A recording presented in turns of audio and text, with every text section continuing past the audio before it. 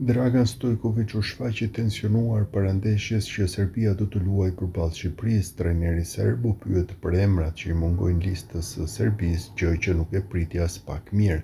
Për sa i përket udhëtimit në Tiranë, Stojkovic ishte i qetë. Tekniku i Serbisë prek faktin e organizimit të përbashkët të Europianit U21.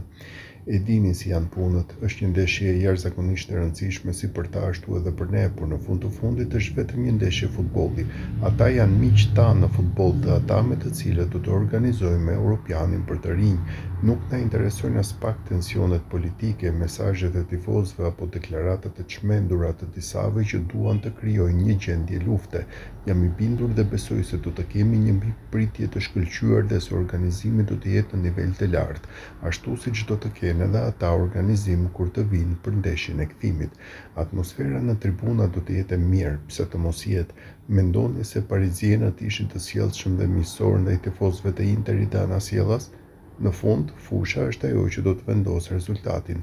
Natyrisht e konsideroj Shqipërinë një skuadër cilësore, por kjo nuk do të thotë që Serbia po shkon atje për të mbrojtur apo me flamur të bardhë, u shpreh trajneri i Serbisë.